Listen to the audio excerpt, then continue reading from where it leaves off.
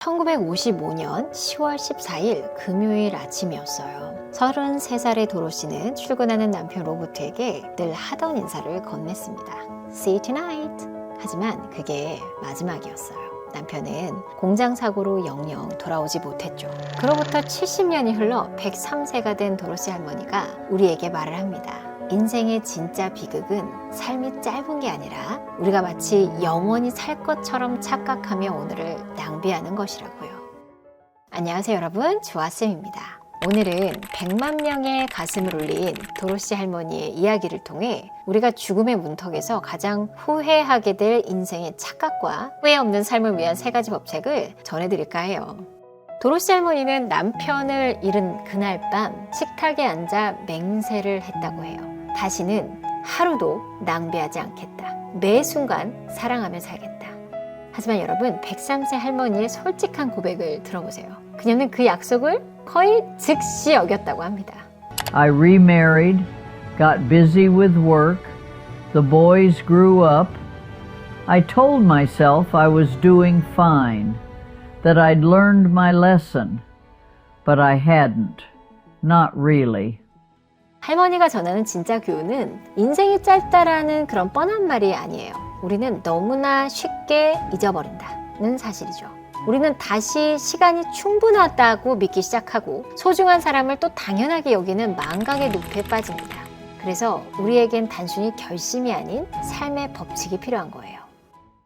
저 같은 경우에는 항상 잊지 않으려고 하는 한 가지가 있어요. 저는 죽음을 항상 옆에 두고 산다라고 얘기합니다. 근데 그 죽음이 내가 죽을 수도 있다. 내가 내일이라도, 아니 당장 지금이라도 죽을 수 있다는 생각과 내 옆에 있는 누군가가, 오늘 인사한 누군가가, 처음으로 본 누군가가 오늘 죽을 수도 있다는 생각으로 살아요. 그러다 보니 나쁜 말을 할 필요도 없고 굉장히 아끼게 되고 처음 보는 사람인데도 웃으면서 대할 수 있고 그렇게 되는 것 같아요. 그래서 죽음을 옆에 두고 산다라고 하면 다들 왜 이렇게 우울하게 살아? 라고 하는데 사실 그건 우울한 게 아니라요. 한순간도 후회하고 싶지 않은 삶인 것 같아요. 그렇다면 도로시 할머니가 103년을 살며 깨달은 인사이트를 후회 없는 삶을 위한 3가지 법칙으로 정리를 해봤어요. 법칙 하나는 보통의 화요일을 소중히 하기. 할머니는 인생의 마지막에 후회하는 것은 큰 실수가 아니라고 합니다. 오늘 내가 소중한 사람과 함께 할 수 있는 평범한 순간을 바쁘다는 핑계로 밀어내고 있지는 않은가. 할머니는 남편과 산책하는 대신 빨래를 했던 화요일 밤들을 후회한다고 했어요. 거창한 이벤트가 아니라 오늘 저녁 식사 자리에서 가족의 눈을 1분 더 바라보는 것부터 시작해보면 어떨까? 저는 아이들과의 관계에서는 그런 것 같아요. 너무 바쁘고 일을 하고 있어요. 그런데 엄마 안아줘 라고 했을 때 한번 꼭 안아줘야 돼요. 그거 하는 데는 1분도 안 걸리니까. 그리고서 일을 하면 되지 않을까 싶습니다. 그런데 우리가 바쁘다 보면 저리 가. 엄마 일하는 거 안 보여? 이런 말을 하기 쉽잖아요. 그런데 사실 아이들이 원하는 것도 그 순간에 한 번의 큰 포옹이거든요. 그래서 계속 깨닫고 행하고 하는 게 인생이지 않을까 싶습니다.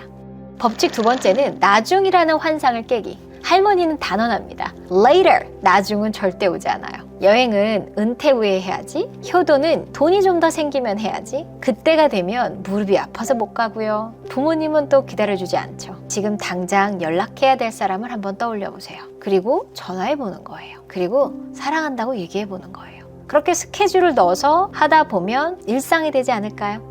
우리가 보통 이제 삶을 살 때 죽음을 또 가까이 한다 그러면 나를 내려놓고 나를 희생하고 저 사람들을 위해서 살아야 되나? 라고 생각할 수 있어요. 근데 저는 항상 나라는 사람이 1번이라는 거는 놓치지 않았으면 좋겠어요.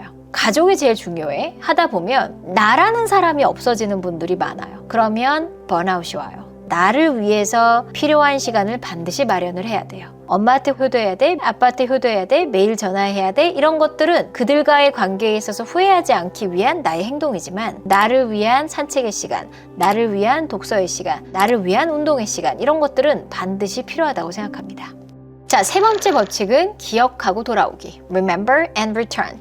할머니가 강조하는 가장 핵심적인 태도예요. 우리 인간은 자꾸 잊어요. 그리고 주의력을 뺏기죠. 할머니는 증손자가 방문해서 폰만 보던 일화를 통해 내가 지금 물리적으로 여기 있지만 정신은 딴 곳에 있지 않은가? 스스로에게 질문해보세요. 주의력이 흐트러질 때마다 다시 지금 이곳으로 오는 연습이 필요합니다.